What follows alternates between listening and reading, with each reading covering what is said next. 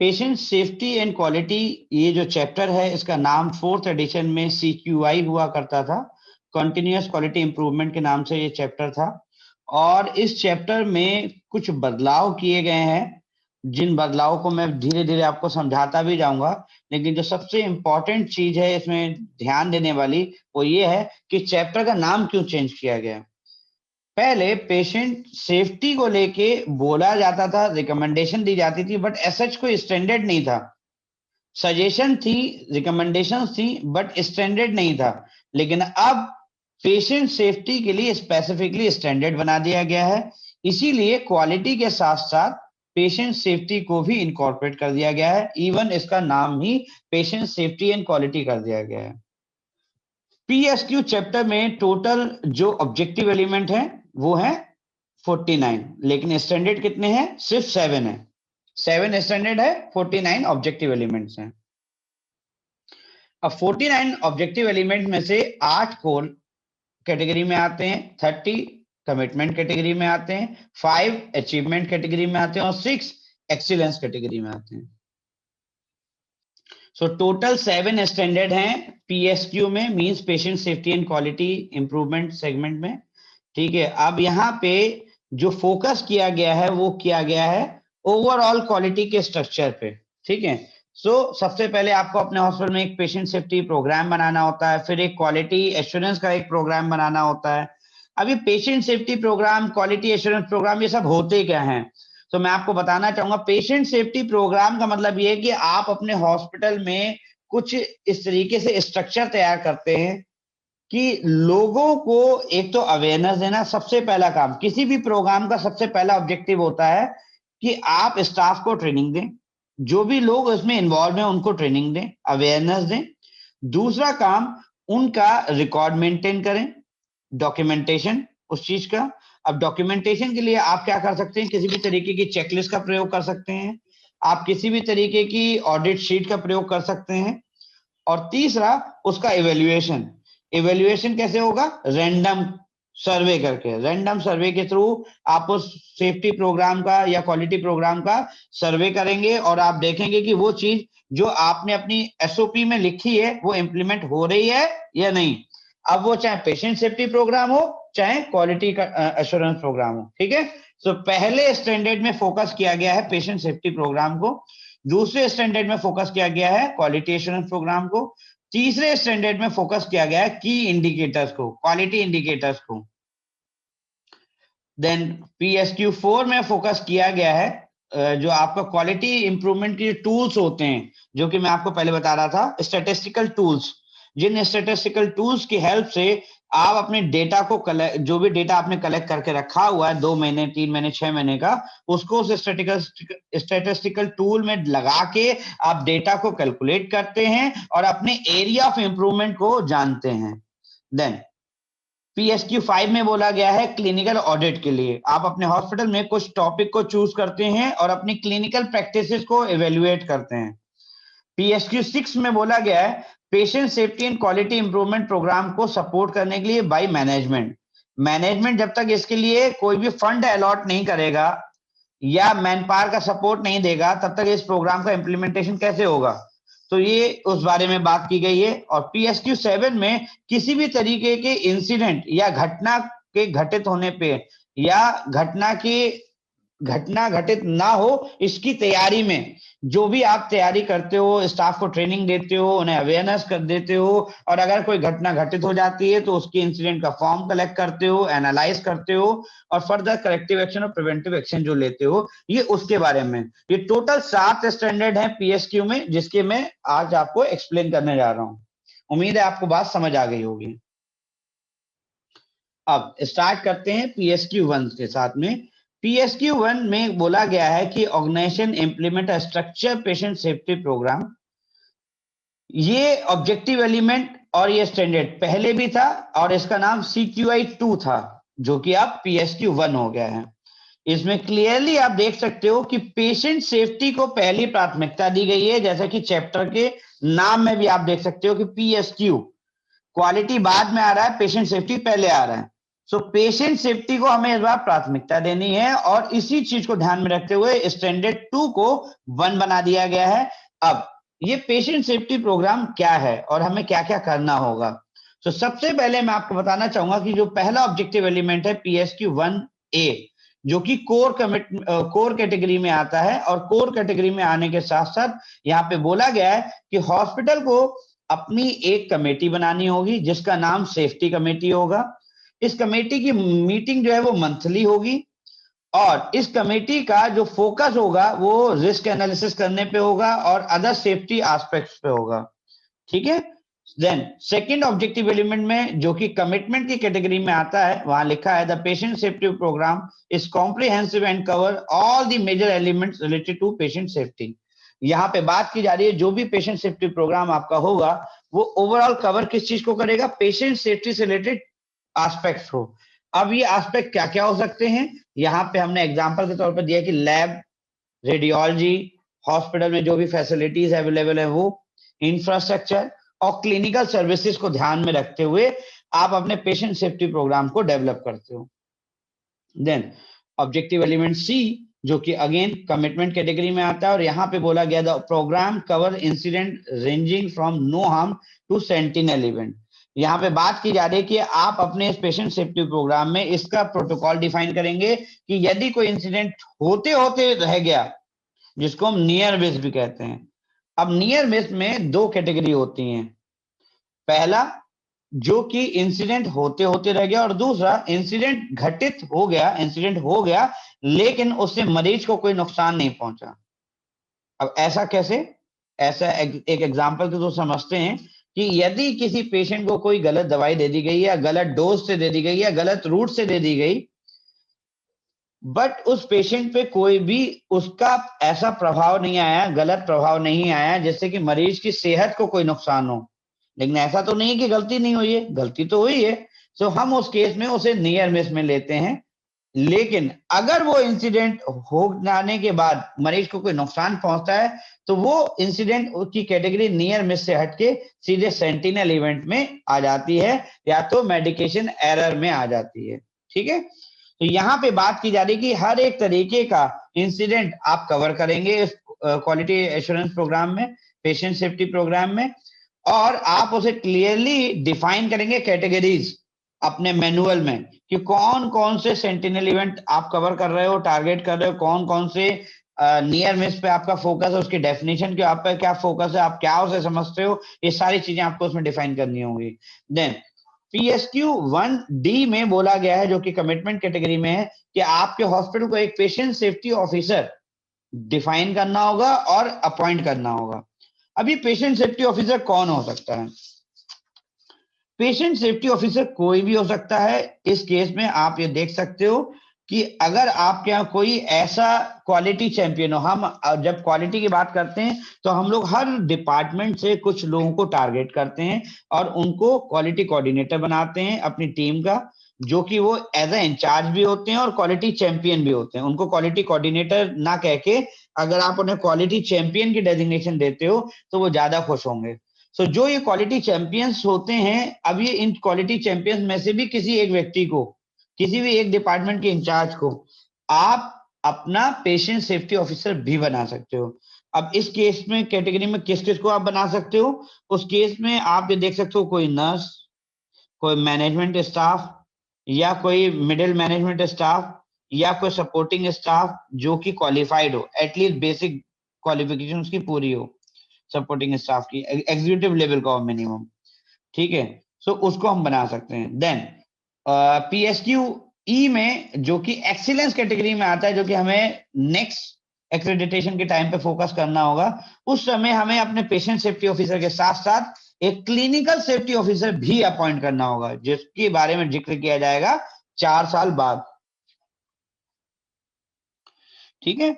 अब इस केस में अगेन कौन हो सकता है, इस केस में अगेन आपका क्वेश्चन आ सकता है कि हम किसको बना सकते हैं, तो इस केस में आप अगेन किसी डॉक्टर को, नर्स को या किसी क्वालिटी चैंपियन को आप इसमें क्लिनिकल सेफ्टी ऑफिसर बना सकते हैं। बट मेरी रिकमेंडेशन रहेगी यदि कोई नर्स या कोई डॉक्टर अगर होगा तो वो ज्यादा बेहतर चॉइस कहलाएगी।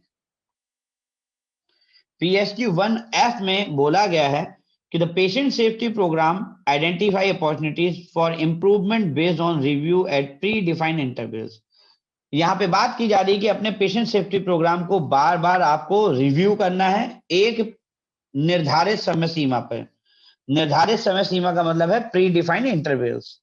अब ये प्री डिफाइंड इंटरवल क्या हो सकता है? ये 3 महीने में एक बार होगा, वंस इन 3 मंथ। मैं सेशन के एंड में पूछूंगा आप सभी लोगों से कि बीच बीच में कि मैंने जो ये सब बोला है कि कमेटी की मीटिंग कब होगी, क्वालिटी एश्योरेंस प्रोग्राम कितने दिन में रिव्यू होगा, उसमें क्या क्या बातें रिव्यू करनी है। आज के सेशन में क्वेश्चन आंसर बहुत होंगे, मैं आपको बता दे रहा हूँ, तो प्लीज नोट करके बैठिएगा कि पेशेंट सेफ्टी प्रोग्राम को 3 महीने में एक बार हमें रिव्यू करना ही होता है।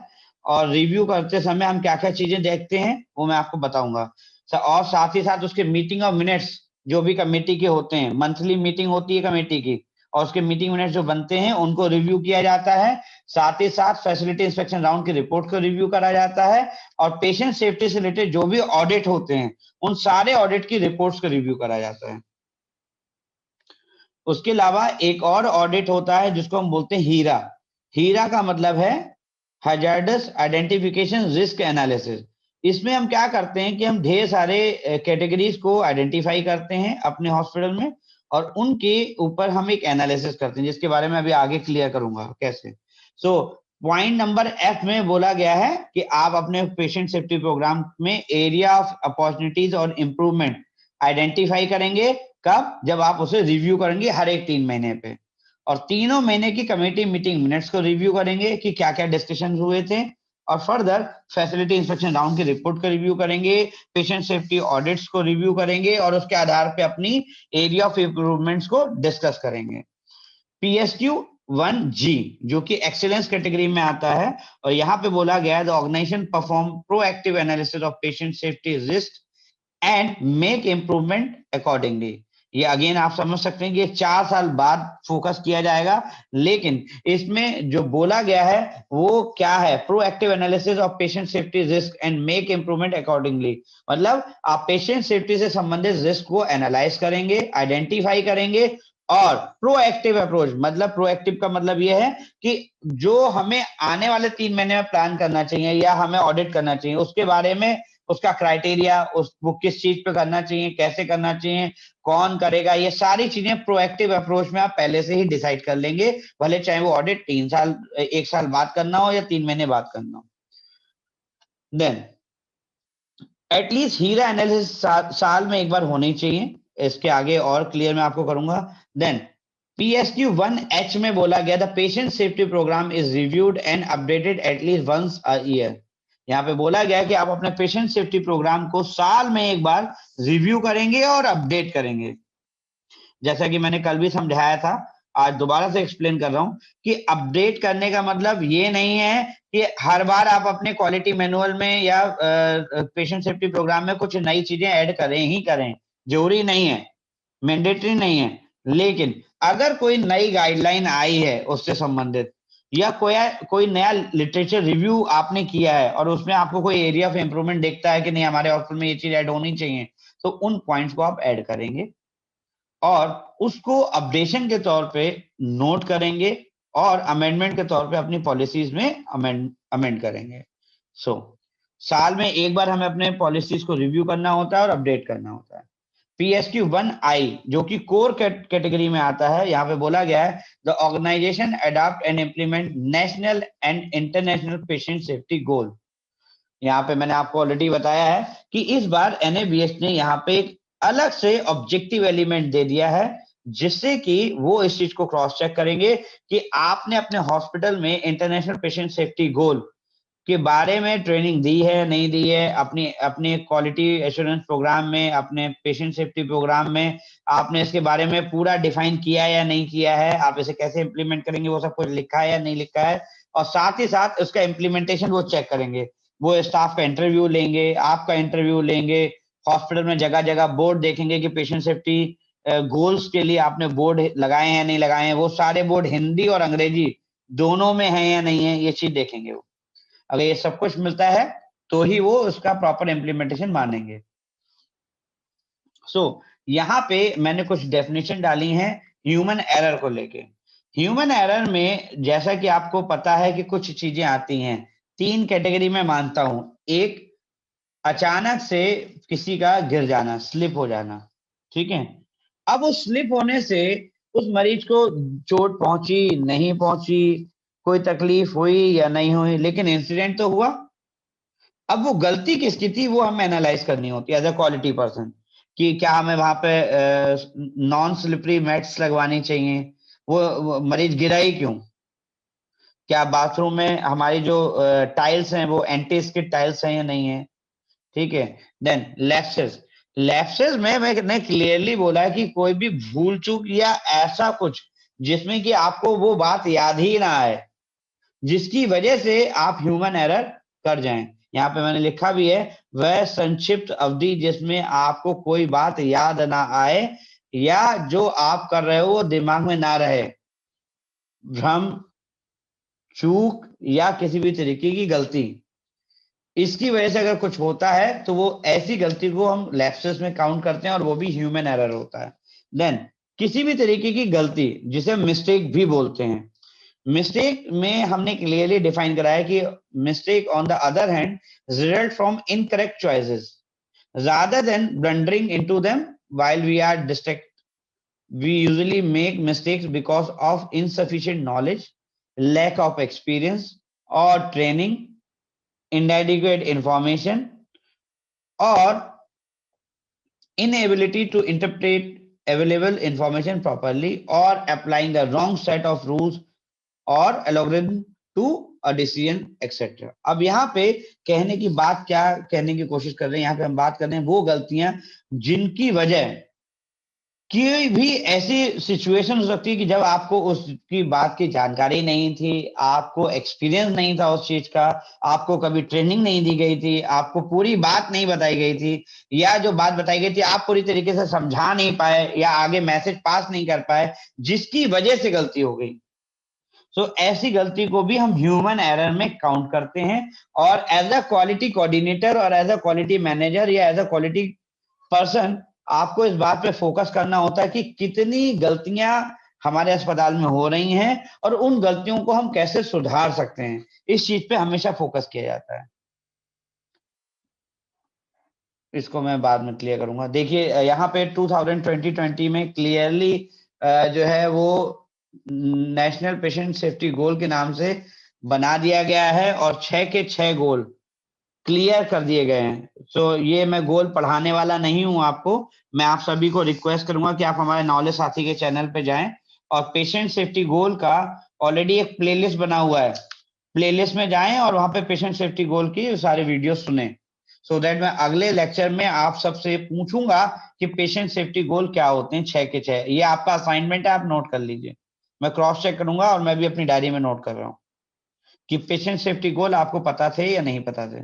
मैं कल क्रॉस चेक करूंगा, आप सबको नोट कर लेना आप।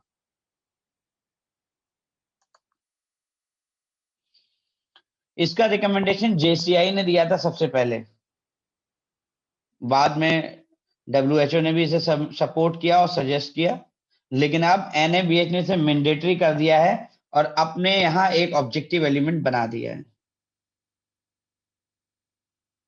अब जो मैंने कहा था कि आपको अपनी एक सेफ्टी कमेटी बनानी होगी हॉस्पिटल की, उस सेफ्टी कमेटी में कौन कौन हो सकता है, उसमें एडमिनिस्ट्रेशन से लोग हो सकते हैं, फैसिलिटी मैनेजमेंट से लोग हो सकते हैं, सेफ्टी ऑफिसर के तौर पे हम किसे ले सकते हैं, लेबोरेटरी सेफ्टी ऑफिसर को ले सकते हैं, रेडियोलॉजी सेफ्टी ऑफिसर को ले सकते हैं, क्लिनिकल सेफ्टी ऑफिसर को ले सकते हैं और फैसिलिटी सेफ्टी ऑफिसर को ले सकते हैं।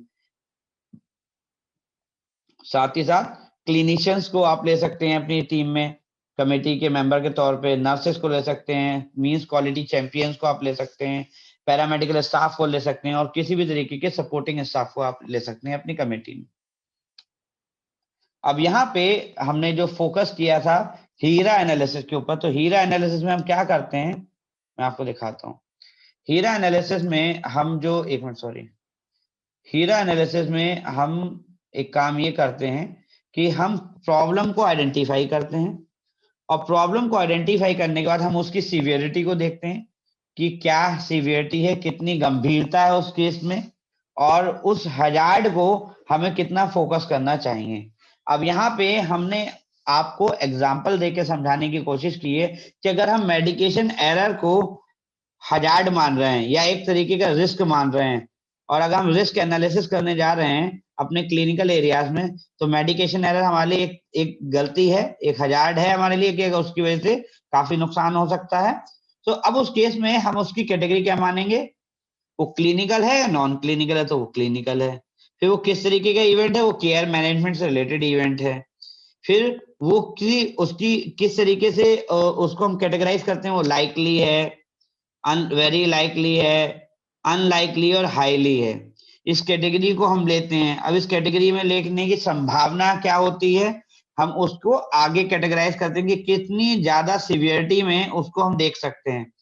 क्या वो मेजर इंजरी का रिजल्ट हो सकता है, माइनर इंजरी हो सकती है, नेग्लिजिबल इंजरी हो सकती है, और इस तरीके की घटनाएं हाई सिवियरिटी वाली हैं, मीडियम सिवियरिटी वाली हैं और लो सिवियरिटी वाली हैं। ठीक है, तो हम इसको कैटेगराइज करते हैं और उसके बाद अपने हॉस्पिटल में ढेर सारी चीजों को आइडेंटिफाई करते हैं और रिस्क एनालिसिस करते हैं कि कौन से वार्ड में कौन सा केमिकल रखा है, उससे क्या नुकसान हो सकता है, उसके बारे में समझना है। क्या अगर कुछ हो गया तो वो इंसिडेंट मेजर इंसिडेंट होगा, माइनर होगा। तो इस तरीके से हम रिस्क एनालिसिस को कंडक्ट करते हैं। देन यहां से पेशेंट सेफ्टी एंड क्वालिटी का स्टैंडर्ड 2 स्टार्ट होता है, जहां पे बोला गया the organisation implement a structure quality improvement and continuous monitoring programme. अब ये जो स्टैंडर्ड है वो पहले NABH 4th एडिशन में CQI 1 हुआ करता था, जहां जो अब यहाँ उठ के PSQ 2 हो गया है। सो अब यहाँ पे पहले ऑब्जेक्टिव एलिमेंट में कहा गया है, जो कि कोर कैटेगरी में आता है, the quality improvement programme is developed implemented and maintain by a multidisciplinary committee. यहाँ पे अगेन बात की गई है कमेटी की, जो कि एक अलग कमेटी है। सेफ्टी कमेटी अलग है और ये कमेटी अलग है। अब इस कमेटी को हम क्या कह सकते हैं, इसको दो नाम दिए जा सकते हैं, नोट कर लीजिएगा, मैं आपसे पूछूंगा। पहला है कोर कमेटी और दूसरा है कंटिन्यूअस इंप्रूवमेंट कमेटी और क्वालिटी इंप्रूवमेंट कमेटी। इनमें से कोई भी एक नाम आप दे सकते हैं। क्वालिटी इंप्रूवमेंट कमेटी आप बोल सकते हैं, या तो कोर कमेटी आप इस बोल सकते हैं। ये कमेटी अलग होगी सेफ्टी कमेटी से, जो कि आपको बनानी होगी। PSQ 2B में कहा गया है, जो कि कमिटमेंट कैटेगरी में आ रहा है, the quality improvement programme is comprehensive and cover all the major elements related to quality assurance. हमें जब हम इस क्वालिटी इंप्रूवमेंट प्रोग्राम को बनाएंगे, और इस क्वालिटी इंप्रूवमेंट प्रोग्राम को बनाने के लिए हमें क्या करना होगा, एक SOP तैयार करनी होगी, एक क्वालिटी मैनुअल तैयार करना होगा। जैसे हमने पेशेंट सेफ्टी प्रोग्राम को बनाया था एक क्वालिटी SOP के थ्रू और एक क्वालिटी मैनुअल के थ्रू, वैसे ही हमें इसे बनाना होगा। और हमें इसमें क्या क्या ध्यान रखना होगा, हमें कुछ स्पेसिफिक एरियाज को इंक्लूड करना होगा और उनका अलग से क्वालिटी एश्योरेंस प्रोग्राम बनाना होगा। एग्जाम्पल के तौर पर लैब के लिए क्वालिटी एश्योरेंस प्रोग्राम, इमेजिंग का क्वालिटी एश्योरेंस प्रोग्राम, ICU का क्वालिटी एश्योरेंस प्रोग्राम, OT का quality assurance programme and emergency का क्वालिटी एश्योरेंस प्रोग्राम। बहुत सारे हॉस्पिटल को इस चीज पे NC मिलती है कि उनके पास ICU का क्वालिटी एश्योरेंस प्रोग्राम नहीं है, उनके पास रेडियोलॉजी का क्वालिटी एश्योरेंस प्रोग्राम नहीं है, उनके पास लैब का क्वालिटी एश्योरेंस प्रोग्राम नहीं है, उनके पास SOP है बट अलग से कोई क्वालिटी एश्योरेंस प्रोग्राम नहीं है। तो अगर आपके पास भी नहीं होगा तो आपको भी इसके ऊपर एक NC मिल सकती है। So PSQ 2C में बोला गया है, the quality improvement programme improve process efficiency and effectiveness. जब भी हम इस चीज को देखेंगे, क्वालिटी इंप्रूवमेंट प्रोग्राम को या बनाएंगे और उसे रिव्यू करेंगे, तो हम देखेंगे कि हम इसमें जो एफिशिएंसी और इफेक्टिवनेस है उसको लेके कितना काम कर पा रहे हैं, हमने उसके बारे में कितना जिक्र किया है, कैसे उस चीज को हम क्रॉस चेक करेंगे, स्टाफ की एफिशिएंसी को कैसे क्रॉस चेक करेंगे, अपने रूल्स एंड रेगुलेशन की इफेक्टिवनेस को कैसे इंप्लीमेंट करेंगे, कैसे क्रॉस चेक करेंगे, वो सब यहाँ पे बोला गया है कि आपको अपने जो भी रूल्स एंड रेगुलेशन आप बनाते हो उसको क्रॉस चेक करने के लिए, उसकी इफेक्टिवनेस को जांचने के लिए और उसकी एफिशिएंसी को देखने के लिए आपको कुछ ना कुछ ऑडिट या सर्वे करना होगा, जिसका डॉक्यूमेंट आपसे NABH राउंड के समय मांगा जाएगा। PSQ 2D यहाँ पे बोला गया है, ये कमिटमेंट कैटेगरी में आता है, there is a designated individual for coordinating and implementing the quality improvement programme. अब ये एक सबसे इंपॉर्टेंट पॉइंट है जो कि बहुत सारे लोग नहीं जानते, मैं आपको क्लियरली बता देता हूं कि यहाँ पे बात आ रही है क्वालिटी कोऑर्डिनेटर की। क्लियरली बोला गया है एनएबीएच स्टैंडर्ड में कि आपके हॉस्पिटल को एनएबीएच स्टैंडर्ड को इम्प्लीमेंट करने के लिए एक व्यक्ति को रखना होगा और उस व्यक्ति को मिनिमम जो क्वालिफिकेशन है और मिनिमम ट्रेनिंग का जो रिक्वायरमेंट है वो ये है कि वो मिनिमम एनएबीएच इम्प्लीमेंटेशन के प्रोग्राम को ज्वाइन करा हुआ होना चाहिए और उसको एनएबीएच के सारे स्टैंडर्ड्स के बारे में क्लियर नॉलेज होनी चाहिए। ठीक है, तो यहाँ पे इस चीज को करने के लिए आपको मैं बता दूं कि रिकमेंडेशन जो थी एनएबीएच 4th एडिशन तक जो क्लियरली रिकमेंडेशन दी गई थी वो ये दी गई थी कि मास्टर इन हॉस्पिटल एडमिनिस्ट्रेशन होना चाहिए और उसको क्वालिटी का एक एक्सपीरियंस होना चाहिए।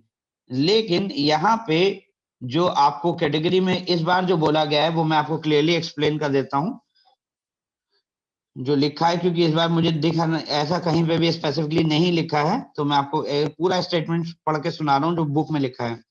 The designated individual should preferably be having a good knowledge of accreditation standard, statutory requirements, hospital quality improvement principle, and evaluation methodology, hospital functioning and operations. For example, accreditation coordinator, quality management representative, or quality manager. The designated individual shall report directly to the top management, and the role and responsibility of a designated individual shall be defined. Also, champions in quality improvement are identified and developed across the organization and supported to drive improvements. यहाँ पे ऐसा कुछ भी mention नहीं किया गया है। ठीक है, सो इस बार उन्होंने स्पेसिफिक क्वालिफिकेशन को हटा दिया है और उन्होंने कहा कि कोई एक व्यक्ति होना चाहिए जो कि क्वालिटी कोऑर्डिनेटर की पोस्ट पे हॉस्पिटल में होना चाहिए और उसको बेसिक नॉलेज होनी चाहिए क्वालिटी मैनेजमेंट के बारे में और एनएबीएच स्टैंडर्ड के बारे में।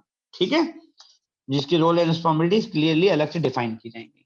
तो ये एक मेजर पॉइंट है जो मैं आपको समझाना चाह रहा था।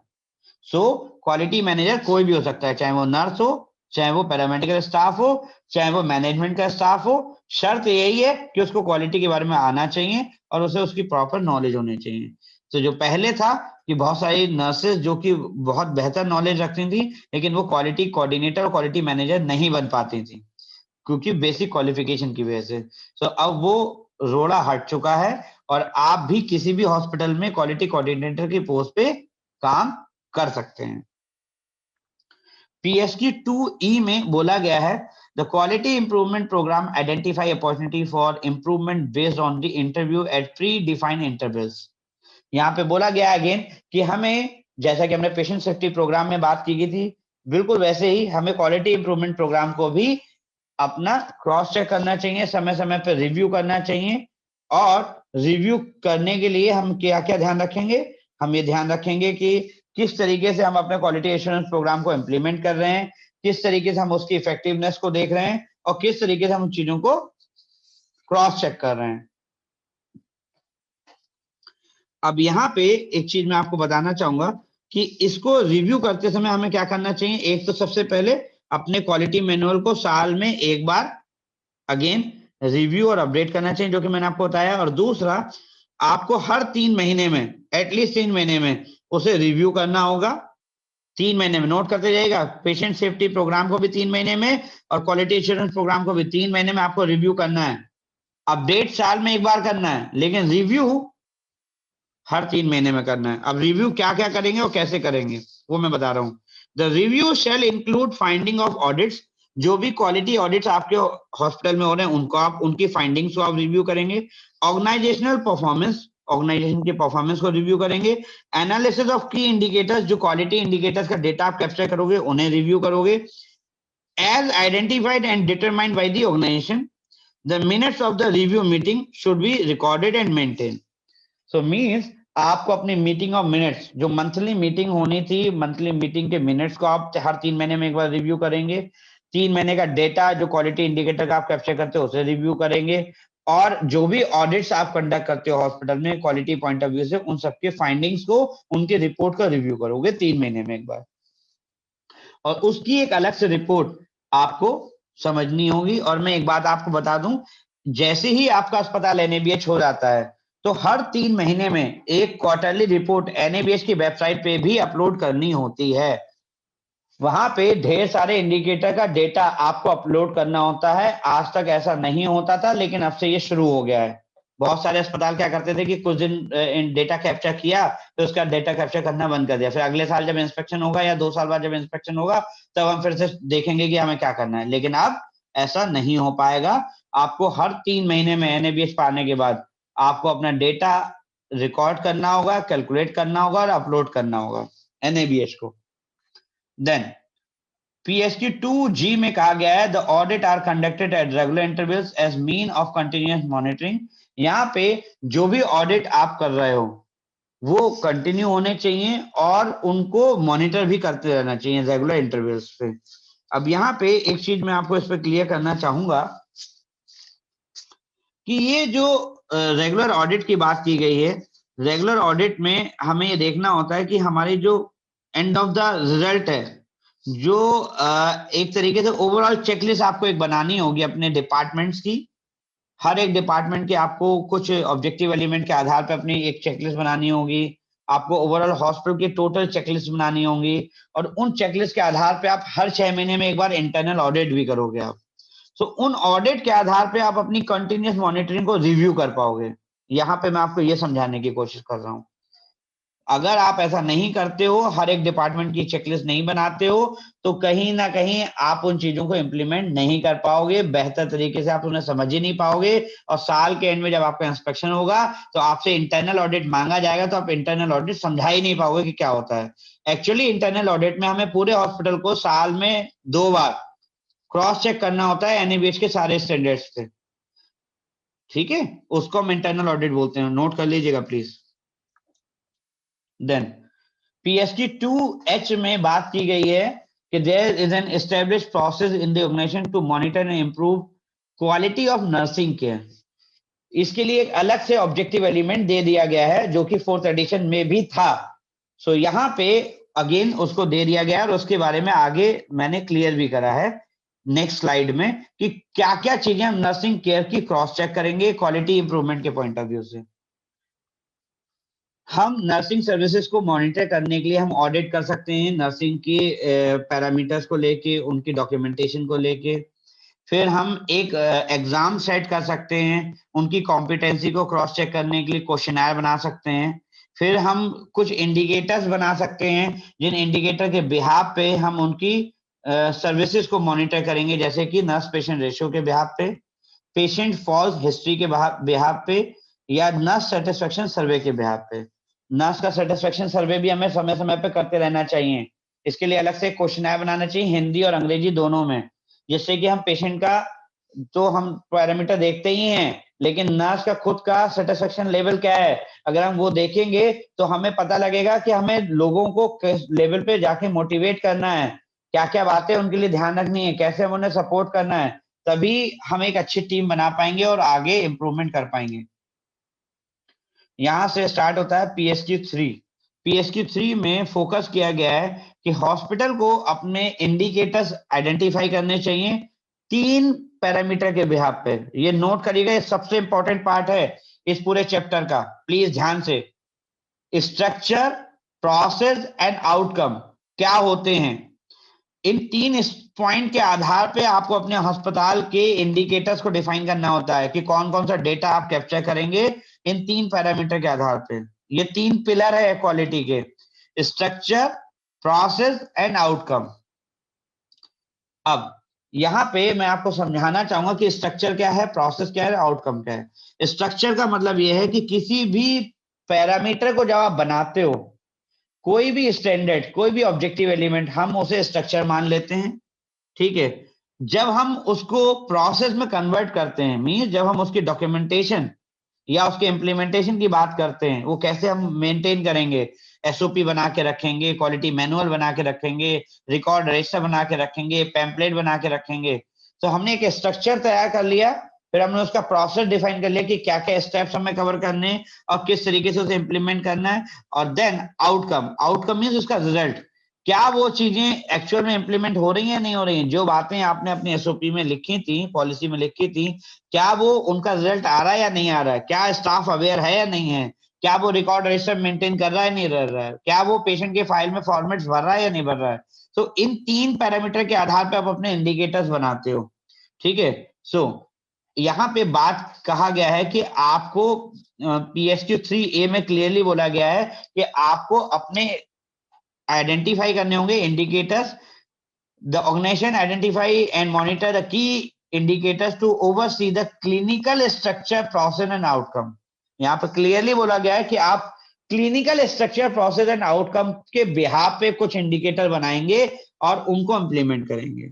अब वो कौन से होंगे आगे मैंने एग्जांपल देंगे. देन नेक्स्ट जो कैटेगरी है वो है कोर कैटेगरी में आता है पॉइंट PSQ 3B. यहाँ बोला गया है the organisation identify and monitor key indicators to oversee the infection control activities. यहाँ पे हम इंफेक्शन कंट्रोल एक्टिविटीज से रिलेटेड अपने CQI indicators means quality indicators आप या की परफॉर्मेंस इंडिकेटर्स आप आइडेंटिफाई करेंगे और उनका डेटा कलेक्शन करेंगे. PSQ 3C यहां बोला गया है the organisation identify and monitor key indicator to oversee the managerial structure, process and outcome. Again ध्यान देने वाली बात है, पहले पॉइंट में था क्लिनिकल स्ट्रक्चर, दूसरे में था इंफेक्शन कंट्रोल एक्टिविटीज, तीसरे में है managerial structure, process and outcome. So हर बार कुछ नई बात हो रही है, सेम नहीं है, ध्यान दीजिएगा. देन PSQ 3 कोर कैटेगरी में आता है और यहाँ पे बात की जा रही है the organization identify and monitor key indicator to oversee the patient safety activities. So again यहाँ पे patient safety activities की बात आ गई. So means again कुछ नए indicators हमें identify करने होंगे. PSQ 3E में कहा गया है जो कि एक्सीलेंस कैटेगरी में आता है और इस एक्सीलेंस कैटेगरी को हम 4 साल बाद मॉनिटर करेंगे या उसके बारे में डिस्कशन करेंगे या उसका इंप्लीमेंटेशन करेंगे, लेकिन उसके बारे में समझना तो अभी से पड़ेगा ना. सो यहाँ पे बात की जा रही है the organisation has a mechanism to capture a patient reported outcome measures. Example के थ्रू समझते हैं कि पेशेंट का जो आउटकम है ना, रिपोर्टेड आउटकम मेजर्स जो होते हैं, पेशेंट का स्ट्रक्चर जो भी आपने डिफाइन किया है, उस पेशेंट का एडमिशन हुआ, पेशेंट का एडमिशन का 3 दिन का स्टे हुआ, 3 दिन के बाद उसका रिजल्ट क्या रहा. हम अपने प्लान ऑफ केयर में एक पॉइंट लिखते हैं डिजायर्ड आउटकम. हमें यहाँ पे बिल्कुल उसी चीज को फोकस करना होगा कि क्या उस पेशेंट का आउटकम जो प्लान किया गया था वो हुआ या नहीं हुआ. सो वो हम कैसे क्रॉस चेक करेंगे और हम देखेंगे कि जो आइडियल प्रैक्टिस होनी चाहिए कि पेशेंट के एडमिशन के समय ही निर्धारित हो जाए कि इस मरीज को हम इस उद्देश्य से एडमिट कर रहे हैं, उसका ये ट्रीटमेंट करेंगे तो इस ट्रीटमेंट से इसकी समस्या का ये समाधान हो जाएगा. यदि ऐसा नहीं होता है तो आपको उस चीज पे फोकस करना चाहिए और उसके लिए एक अलग से इंडिकेटर बना देना चाहिए. तो यहाँ पे हम जनरल डिजीजेस को लेंगे, स्पेसिफिक केसेस को लेंगे, क्वालिटी ऑफ लाइफ को हम फोकस कर सकते हैं, हम साइन एंड सिम्टम को फोकस कर सकते हैं, हम functionality, mental and social aspect को फोकस कर सकते हैं. उन चीजों को ध्यान में रखते हुए हमें कुछ इंडिकेटर्स बनाने होंगे जो कि पेशेंट की रिपोर्ट का आउटकम को ध्यान में रखते हुए फोकस्ड होगा. तो PSQ 3F में बोला गया है कि verification of data is done on regular basis by the quality team. यहाँ पे बात की जा रही है क्वालिटी टीम के जो भी डेटाज हैं, ठीक है. अब यहाँ पे मैं क्लियरली आपको बता दूं जो क्वालिटी कोऑर्डिनेटर होता है वो पूरे अस्पताल का डेटा कलेक्ट करता है और उस डेटा को एनालाइज करता है और साथ ही साथ उस डेटा का वेरिफिकेशन कराता है. वेरिफिकेशन कौन करेगा? क्वालिटी कमेटी का चेयरपर्सन. क्वालिटी कमेटी के जो हेड होंगे वो आपके डेटा को वेरीफाई करेंगे, मतलब वो सिग्नेचर करेंगे डेटा के एंड में, पूरी रिपोर्ट के एंड में कि नहीं मैंने ये सब कुछ डेटा देख लिया और बिल्कुल ठीक है और जो जैसा होना चाहिए तो वैसा ही है. वो एंड में अपना सिग्नेचर करेंगे वेरिफिकेशन का. तो NABH से क्या करेगा, जब असेसमेंट के समय आएगा तो वो कहेगा मेरे को इस डेटा का वेरिफिकेशन का रिकॉर्ड दिखाओ. तो वो देखेंगे कि आपने हर महीने मीटिंग में अपना डेटा अपने जो कमेटी के चेयरपर्सन है उनको रिव्यू कराया है या नहीं और उनके वेरिफिकेशन के साइन है या नहीं. ठीक है. सो PSQ 3G में कहा गया there is a mechanism for analysis of data which result in identifying opportunities for improvement.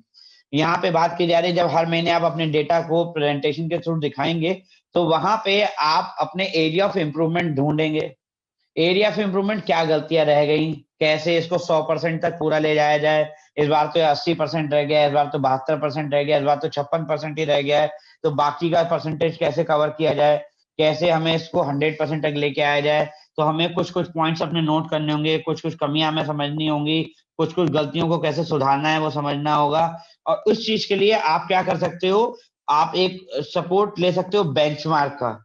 Benchmark क्या होता है कि हम अपना एक टारगेट डिसाइड कर लेते हैं कि हमारा इस इंडिकेटर के लिए 100% तो नहीं हो पाएगा, लेकिन हम 80% अपना बेंचमार्क मानते हैं। यदि 80% से मेरा परसेंटेज डाउन जाता है हॉस्पिटल का डेटा का, तो मुझे उस पर ध्यान देने की आवश्यकता है, और करेक्टिव एक्शन, प्रिवेंटिव एक्शन लिखने की आवश्यकता नहीं है, सॉरी है। अगर वो 80% से ज्यादा होता है तो आपको करेक्टिव एक्शन, प्रिवेंटिव एक्शन और रूट कॉज एनालिसिस करने की आवश्यकता नहीं है।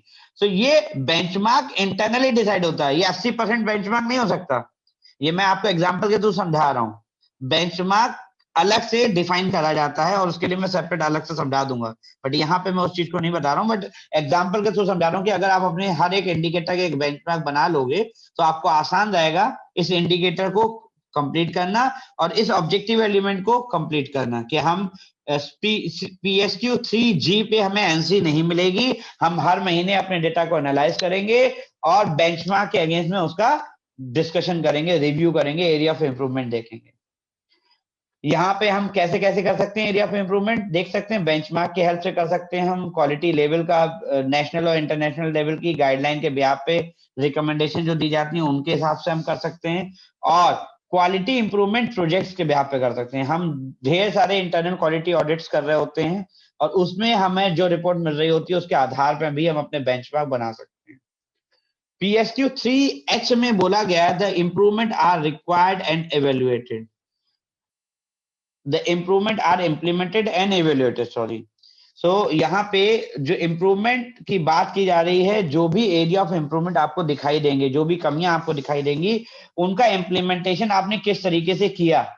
क्या आपने कोई ऑफिशियल सर्कुलर निकाला, क्या आपने कोई लेटर निकाला, क्या आपने स्टाफ की ट्रेनिंग की, किस तरीके से वो कमियां जो आपने पकड़ी थी उस मीटिंग में उस डेटा के थ्रू कैसे इंप्लीमेंट की, और कैसे उन्हें एवेल्युएट करा बाद में दोबारा से कि हाँ अब ये जो 100% आना था, पिछली बार 80% था, इस बार हमारा 20% और बढ़ गया है और अब हम 90 से 98 के आसपास पहुंच गए हैं। तो हमने ये किया था और उसके आधार पर हमने सर्कुलर निकाला था, सर्कुलर के आधार पे हमने लोगों की ट्रेनिंग की, ट्रेनिंग के आधार पे हमने उनका एग्जाम लिया और दोबारा से पाया कि अब वो चीजें उनको समझ में आ गई हैं।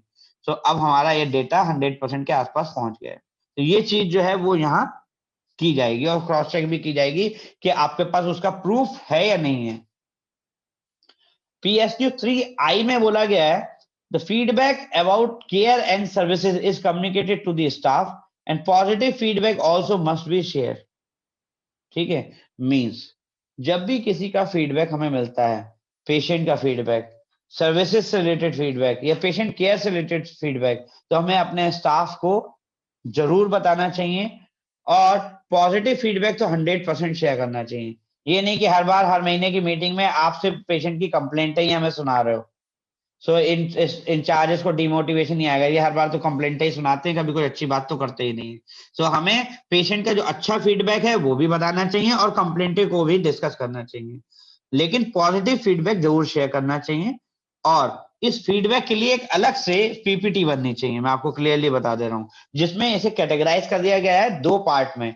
एक हॉस्पिटल की पेशेंट केयर एरियाज को लेके और केयर से रिलेटेड को लेके क्या फीडबैक था, और दूसरा हॉस्पिटल की सर्विसेज को लेके। इसे मिक्स ना करा जाए, दोनों को अलग अलग कैटेगराइज करा जाए, जिससे कि आप बेहतर तरीके से अपने स्टाफ को अपने डेटा को प्रेजेंट कर पाएंगे और इंफॉर्मेशन शेयर कर पाएंगे।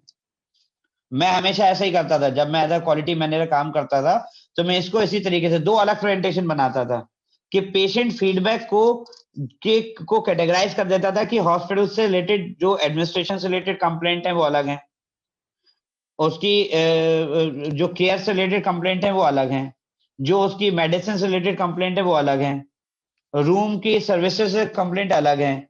सो उसे कैटेगराइज कर देता था, तो जब मैं प्रेजेंट करता था तो लोगों को समझ में आता था कि ये मिक्स नहीं है। वरना क्या होता था, शुरुआत में ही हॉस्पिटल का ओनर उस चीज पे ज्यादा फोकस करते हैं कि आप यहाँ पे सिर्फ कमियों को ही देख रहे हैं, आप अच्छाइयों को नहीं देख रहे हैं, और स्टाफ भी डिमोटिवेट होता है।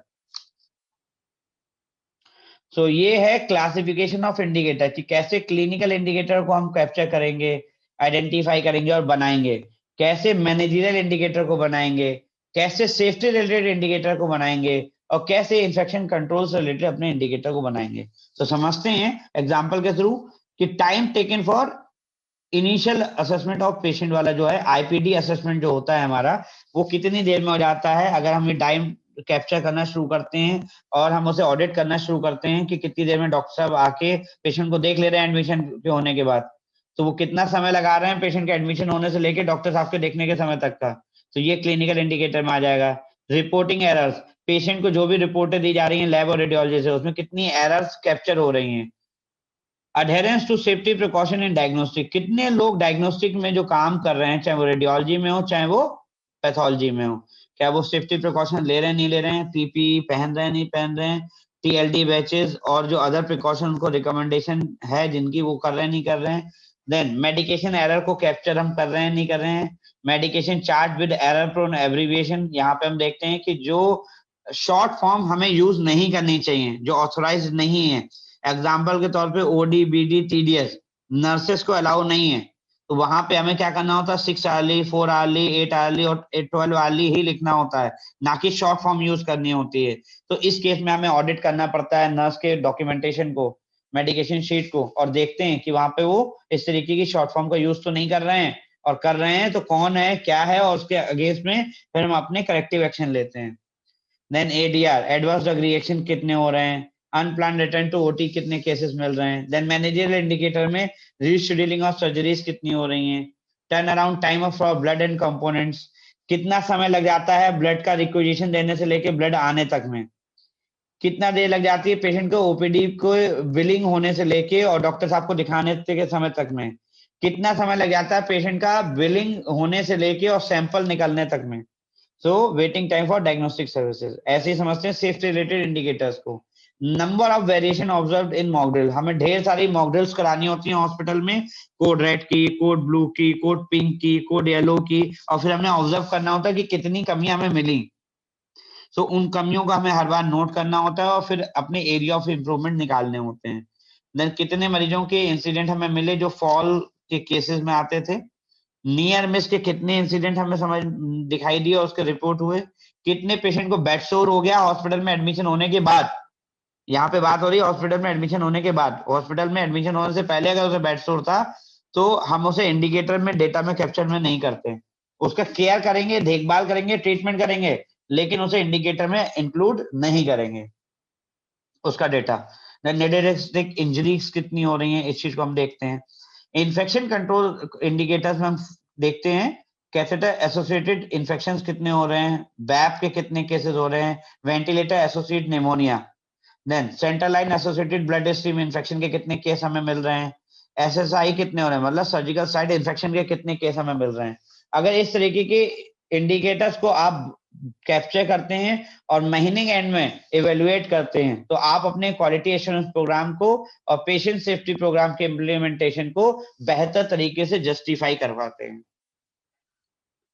यहां से स्टार्ट होता है हमारा स्टैंडर्ड नंबर 4 PSQ4। PSQ4 में क्लियरली बोला गया the organisation uses appropriately quality improvement tools for its quality improvement activity, जो कि पहले NABH 4th एडिशन में CQI 5 में आया करता था। अब यहाँ पे स्टैटिस्टिकल टूल की बात हो रही थी जो मैंने आपको समझाया था। यहाँ पे हमें कुछ स्टैटिस्टिकल टूल का यूज करना होता है। यूज कैसे करते हैं, हम अपने इंडिकेटर्स के डेटा को एनालाइज करते हैं और उन्हें स्ट्रक्चर्ड फॉर्म में रख के उनका एनालिसिस करते हैं और इन टूल्स का सपोर्ट लेते हैं। अब ये टूल्स कौन से होते हैं, कैसे होते हैं, इसके बारे में थोड़ा सा ब्रीफिंग में आपको दूंगा, लेकिन बाकी की नॉलेज के लिए आपको एक अलग से कोर्स ज्वाइन करना पड़ेगा। 6 सिग्मा के नाम से कोर्स है हमारा, ठीक है, और ऐसे ही क्लिनिकल ऑडिट के लिए भी अलग से एक कोर्स है जिसमें हम क्लियरली आपको सब कुछ अलग से समझाते हैं। ये सारे कोर्सेज मैंने खुद किए हुए हैं अलग अलग जगह से और जिनकी कॉस्ट ऑलमोस्ट 1 लाख से ज्यादा है। तो आप लोगों के लिए तो बहुत कम है, हम आपको ये सारी चीजें दे रहे हैं। इवन ये NABH का कोर्स भी जब मैंने किया था तो लगभग 30-40 हजार रुपए लगे थे। सो बेटर है कि अगर आपको एक अच्छा क्वालिटी मैनेजर बनना है तो आपको चीजों को सीखना होगा बारीकी से। वेल सो PSQ 4 में बोला गया है कि आपको क्वालिटी इंप्रूवमेंट्स के लिए क्वालिटी स्टैटिस्टिकल टूल को फोकस करना चाहिए और क्वालिटी इंप्रूवमेंट एक्टिविटीज को आगे लेके आना चाहिए। सो पहले ऑब्जेक्टिव एलिमेंट में कहा गया है, जो कि कोर कैटेगरी में आता है, the organisation undertakes quality improvement projects. यहाँ पे हमें क्या करना होता है कि हमें कुछ प्रोजेक्ट अलग से बनाने होते हैं अपने हॉस्पिटल के लिए, और उन प्रोजेक्ट्स में एग्जांपल के तौर पे आप टर्न अराउंड टाइम को देख सकते हो, वेटिंग टाइम को देख सकते हो, डिस्चार्ज में कितना समय लग रहा है उसको पॉइंट को देख सकते हो, और आप देख रहे हो कि भाई हमेशा ये हमारे हॉस्पिटल में 3 घंटे से 4 घंटे लग ही जाते हैं। अब आपने वो प्रोजेक्ट मान लिया, वो प्रोजेक्ट हो गया आपका। अब उस प्रोजेक्ट पे आप एनालिसिस करोगे कि मैं इसको 3 घंटे से लेके कैसे इसको 2 घंटे तक ला सकता हूँ, इस चीज पे आपका एनालिसिस होगा। अब इस एनालिसिस के लिए आप क्या करोगे, कुछ स्टैटिस्टिकल टूल का यूज करोगे, जैसे कि यहाँ पे 5S की बात की जा रही है, ठीक है। एटलीस्ट यहाँ पे बोला गया है साल में 2 बार एटलीस्ट 5S का यूज करके कोई प्रोजेक्ट आपको करने चाहिए।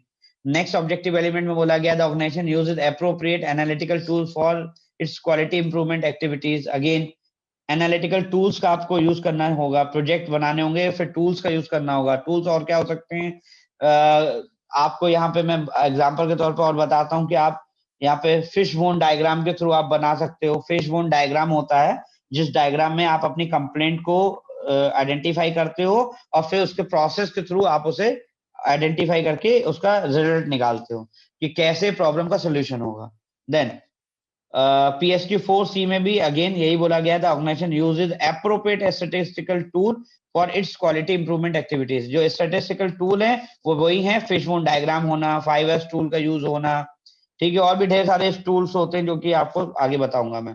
देन PSQ 4D में बोला गया है, the organisation uses appropriate managerial tools for its quality improvement activity. यहाँ पे मैनेजरियल टूल्स की बात हो रही है, ऊपर स्टैटिस्टिकल टूल की बात हो रही थी, और सेकंड नंबर पॉइंट में एनालिटिकल टूल्स की बात हो रही थी। ये तीनों ही अलग अलग कैटेगरी है, इसको मिक्स ना करें। Analytical tools, statistical tool and managerial tool, ठीक है। तो इन तीनों का जिक्र किया गया है और ये कोर कमिटमेंट कैटेगरी में आते हैं। तो ध्यान दीजिएगा, जिन लोगों के अस्पताल का इंस्पेक्शन होने वाला है, या जो लोग अभी अस्पताल में नई नौकरी ज्वाइन करने वाले हैं, या जो लोग ऑलरेडी एनएबीएच की तैयारी कर रहे हैं, उनको ये सीखना ही होगा, उनके पास ऑप्शन नहीं है। सो PSQ 4 में जैसा कि पहले कहा गया था कि आपको क्वालिटी इंप्रूवमेंट के लिए प्रोजेक्ट बनाने होंगे। तो प्रोजेक्ट का मैंने ऑलरेडी आपको क्लियरली कह दिया था कि focus on the removal of waste, ठीक है, which is defined as anything, ठीक है। अब इसमें आप ढेर सारी चीजों को लेके आप फोकस कर सकते हो। फोकस किस तरीके से, आप उन वैल्यूज को आइडेंटिफाई कर लो, प्रॉब्लम को आइडेंटिफाई कर लो।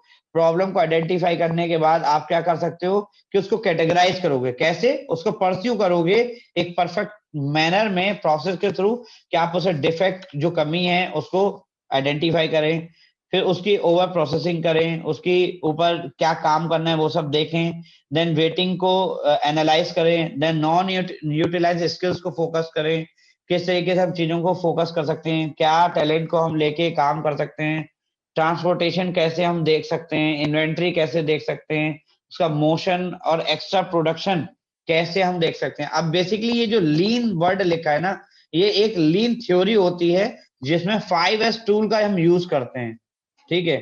अब ये पूरा स्टैटिस्टिकल टूल के आधार पे होता है और इस पे ढेर सारी चीजें होती हैं जो कि मैं इस 2 घंटे में आपको एक्सप्लेन नहीं कर पाऊंगा, इसके लिए आपको अलग से सेशन लेना होगा।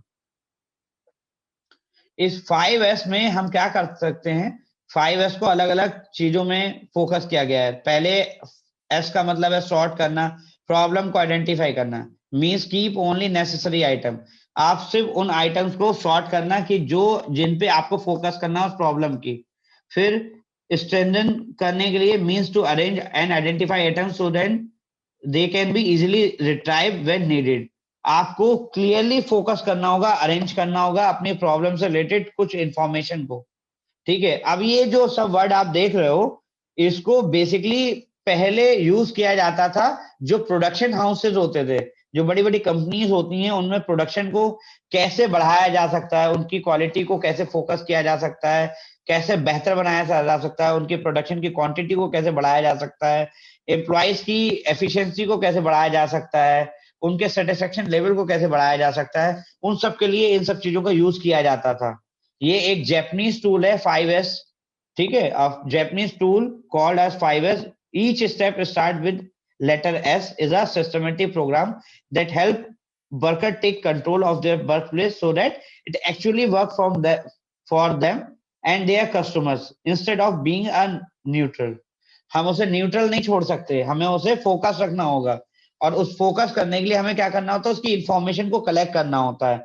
हमें पहले एस में क्या करना होता है, हमें उसे सॉर्ट करना होता है, दूसरे में हम उसे आइडेंटिफाई करते हैं और कैटेगराइज करते हैं, और तीसरे में हम उसे क्या करते हैं, हम उस आइटम्स को शाइन करते हैं। Shine means to keep items and work place work spaces clean and in working order. यहाँ पे क्या है कि ये प्रोडक्शन से रिलेटेड एग्जाम्पल है, तो यहाँ पे आपको समझना पड़ेगा कि कैसे उन चीजों को वो फोकस करते हैं, कि कैसे वो आइटम्स को हटाते हैं, कैसे वर्क स्पेसेस को क्लीन रखते हैं, और सारे काम को एक ऑर्डर के थ्रू काम करते हैं, मतलब एक स्टेप बाय स्टेप फोकस करते हैं। देन नेक्स्ट में स्टैंडर्डाइज करते हैं, means to use best practices consistently. यहाँ पे क्या करते हैं, वो प्रोटोकॉल्स बना लेते हैं अपने, कि मैं आप काम को इस तरीके से करूंगा, अपने हिसाब से नहीं करूंगा कि आज मेरा मन ये ऐसे ऐसे करने का है, कल मैं ऐसे ऐसे करूंगा, नहीं, आपको अपने स्टेप्स लिखने होंगे कि इस मशीन पे इस तरीके से काम करना है, पहले मुझे ये करना है, फिर मुझे ये करना है, फिर मुझे ये करना है। तो ये ढेर सारे अलग स्टडीज हैं जो कि हमें समझनी होंगी। नेक्स्ट है सस्टेन। सस्टेन में क्या होता है कि आपको मेंटेन करना होता है, और एक commitment, make a commitment to continue the first 4S।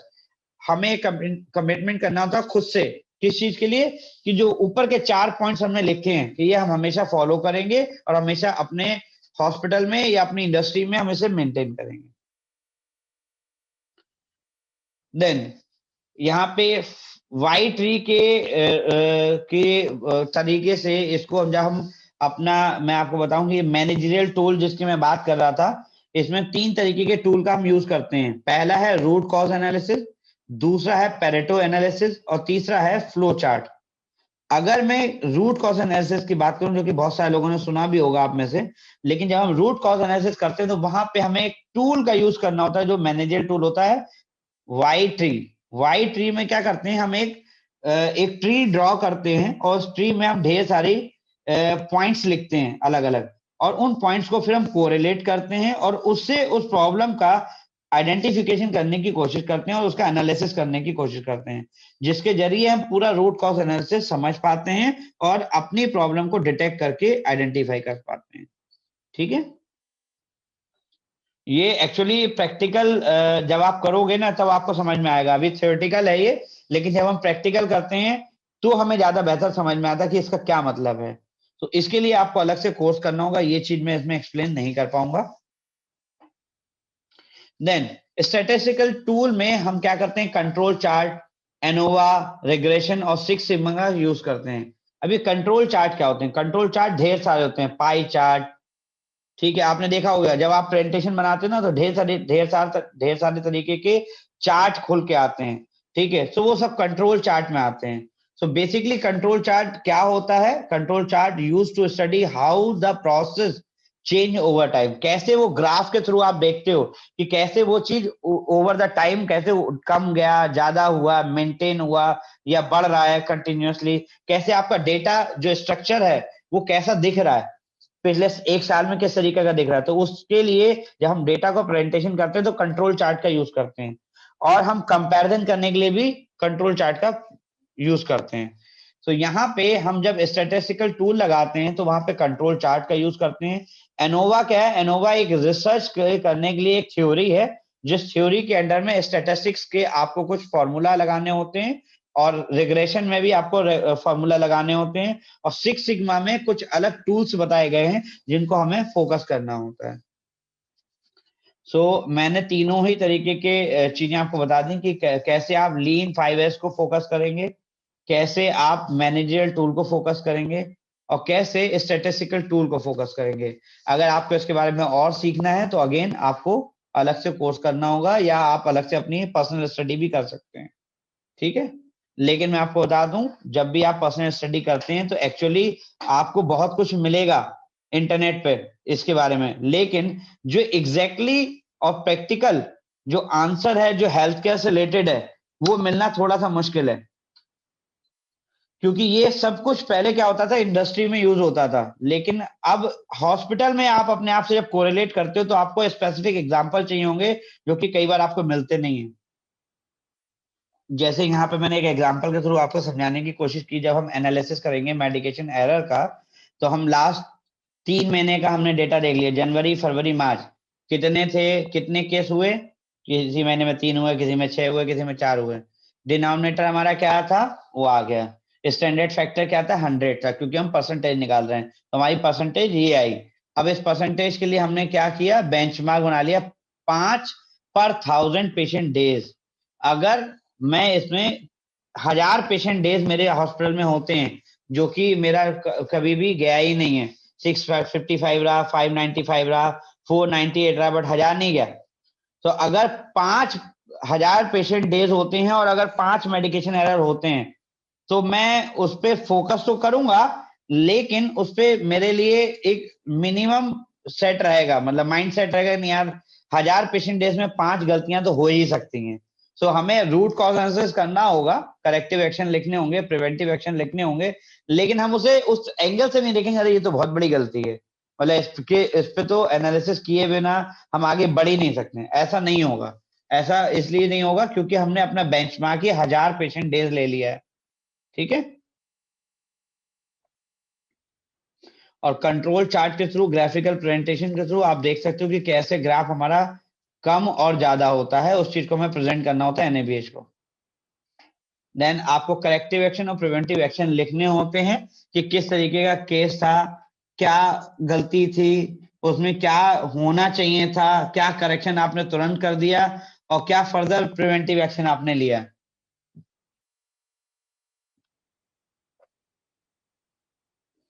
Example के तौर पे 1 नंबर पॉइंट ले लेते हैं कि डिस्पेंसिंग एरर था, मेडिकेशन एरर की बात हो रही है यहाँ पे, फिर रूट कॉज हमने देखा कि हमने उसे double check mechanism is not implemented, हमने देखा कि उन्होंने डबल चेक किया ही नहीं दवाई को देने से पहले। फिर करेक्टिव एक्शन क्या हुआ, करेक्शन ये हुआ कि informed every pharmacist to double check before dispensing. हमने क्या किया, इमीडिएटली एक लेटर निकाला और हमने सारे फार्मासिस्ट को इन्फॉर्म किया कि नहीं, आप जब तक डबल चेक नहीं करेंगे तब तक पेशेंट को दवाई नहीं देंगे। और करेक्टिव एक्शन क्या लिया, now all pharmacist are double checking before dispensing and double signing.